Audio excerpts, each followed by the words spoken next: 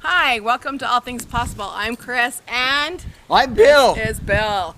We're excited to have you here with us this week for our episode. So right now, this time of year, we celebrate our freedom and the freedoms that we have in our country. And we want to talk about not only that, but also the personal freedom. And are you claiming your personal freedom and having that freedom in your life? Before we jump in, though, we're going to just welcome you and ask you to join our community. Subscribe to our channel here on YouTube, as well as join the All Things Possible community. We love to have you with us. We have free gifts for you there. If you want to go to allthingspossible.biz, again, allthingspossible.biz, and join the community and be a part of us. We love to be able to give you information and just tools, healing techniques. Great things to make life better, and that's what today is about.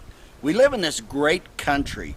We have all these amazing freedoms. We have, I so honor our servicemen and women who put everything on the line to make sure that we can live in a land of the free, where we can live where we want, we can say what we want. We can do what we want, right? Yes, we can worship, believe. We can work where we want, we can choose.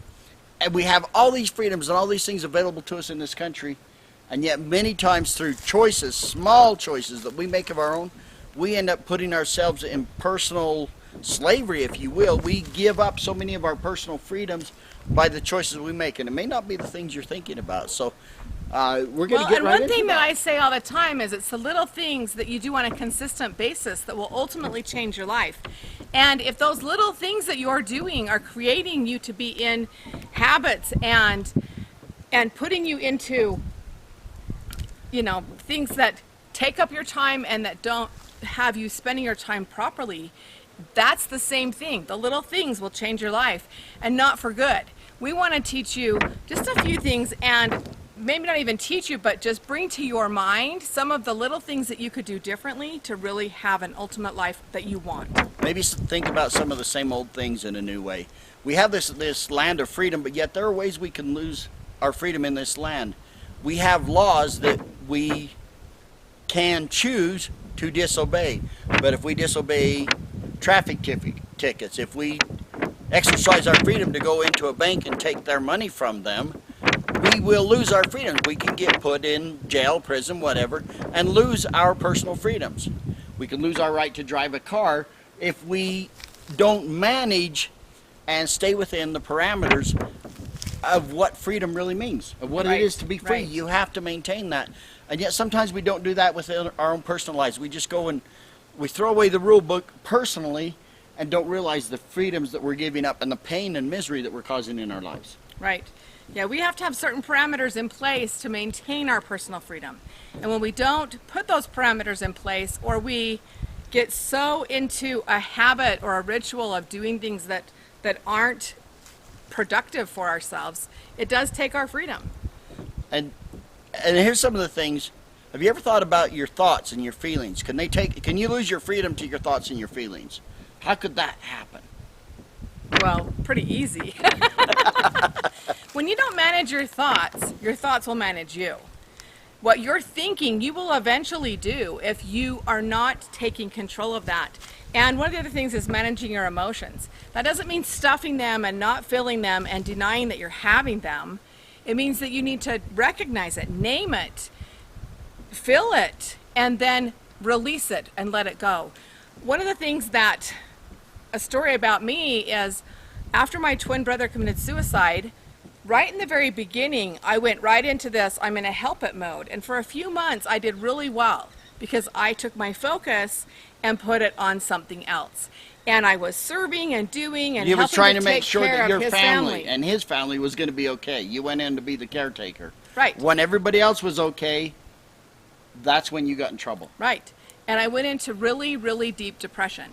Now, depression runs in my family, and I had depression, but I also knew that part of what I felt like was the reasons behind my brother taking his life was medication. I wasn't going to take medication, and so I had to decide and make some changes for me.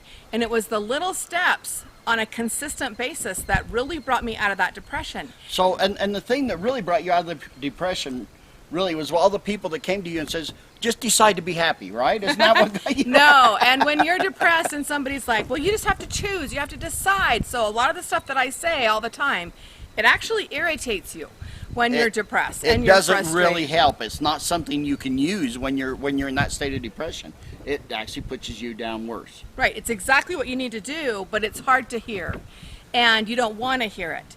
But it's the little things. It's the taking your focus off of yourself and doing service for others, even if it's just a phone call to someone. Not for you to complain or talk about how depressed you are or how upset, but to see how they are. What you find when you start looking outside of yourself is that other people have it really hard too. And it starts to help you realize that yours isn't as bad as you thought, and you could manage it better if you were to start doing some simple little steps. Gratitude journal, writing down some things you're grateful for, having gratitude in your life, doing service, having positive statements in your life. There's a lot of things that you can do to start pulling yourself out of depression, and that's what I ultimately had to do. In fact, I teach my 7 traits about it all the time, because that's where I was. I had to find a way out without medication, without living like I was. I was in my bedroom and didn't want to come out. Yeah. I was sleeping too much. I was wasting time. I wasn't being productive. And when we can start putting those little things into place, we can really change how we are. But when you was in that point where you couldn't change the way you felt. I mean, you couldn't say, I'm going to be happy. You were so Right. down that you couldn't.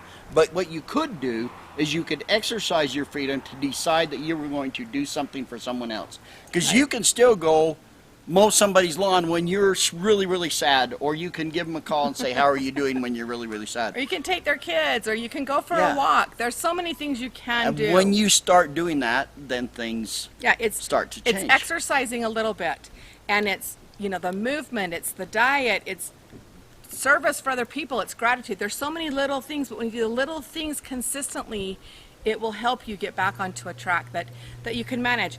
And you may need some medication. That works for a lot of people. It wasn't going to work for me, and it wasn't something that I wanted to do, so I did it on my own. And it took a lot of commitment, and it took those little steps consistently. And there are many levels of managing your thoughts. Depression is probably when you've lost so much control to even manage your thoughts. That's the worst case scenario. But how often do we make up our stories about what's going in our mind with what people said? What is it? I'm going to tell you a fun little story that happened to me just this last weekend.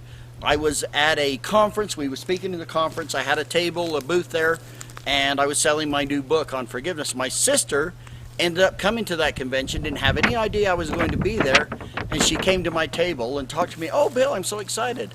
And I says, would you like a book? And right on top of my pile of books, I had a sign that said the price of the book.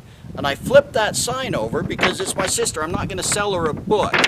And I wrote the book and stuff, and then something was said about the sign, and she says, oh, I thought you flipped it over because you didn't want me to read what it said underneath it. And I said, no, I didn't want to have an argument with you about the price of the book, about you trying to buy a book. But we make up stories in our mind, we see little actions, and our thoughts can carry us away, and we just think kind of the worst all the time. Right. That's at least I naturally do. Yes, we all do.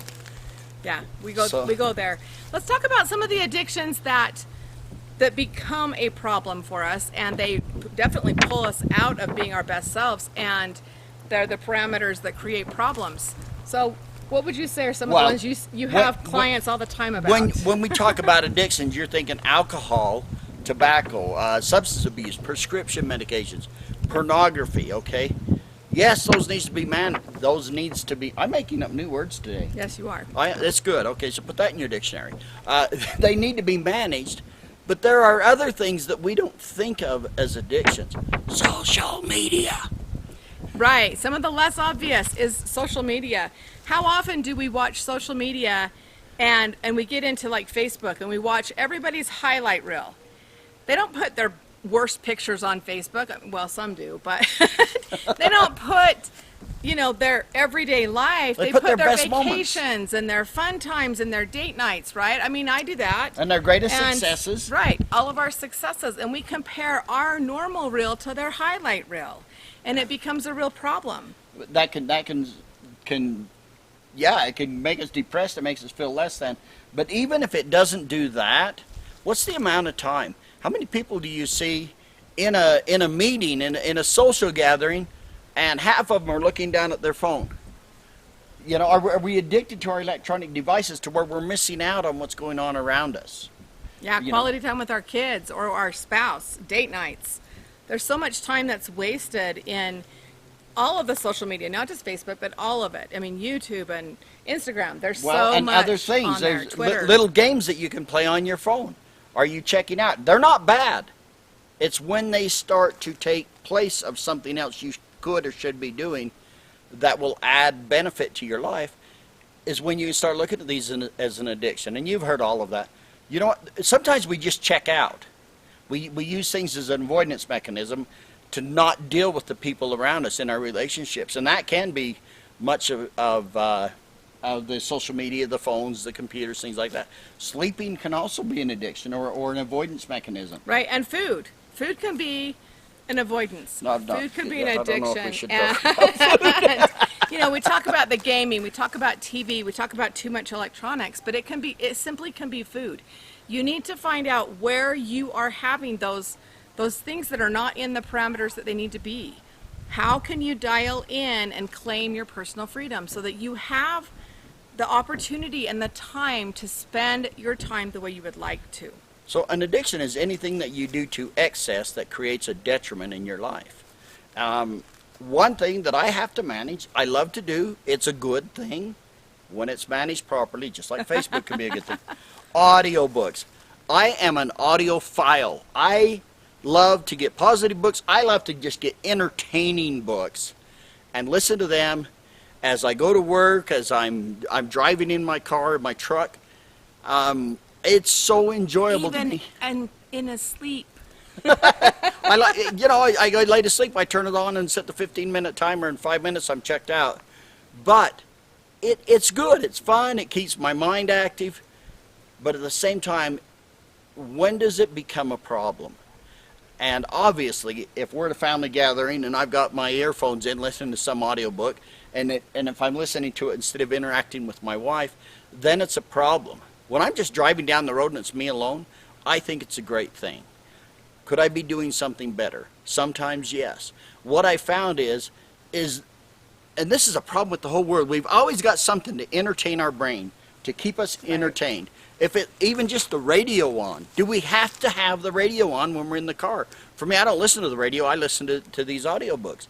But what I find when I listen to too much or I get too involved in that, I don't leave any room for intuition to come in. Or inspiration. Inspiration, intuition. It's amazing if I will just shut the radio off while I'm driving or involved in a project that doesn't require a lot of mental processing.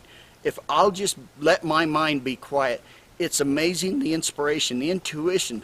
You need to call so-and-so. You need to check with them. You need to follow up with this person to make sure they're doing okay. Invariably, when I follow up on those intuitions, they'll go, I am so glad you called. Oh gosh, I've been struggling. I've been going to call you for a few days now, but I just hadn't done it. And if my mind is so preoccupied with something else all the time to keep me entertained, there's no room for those messages to get through.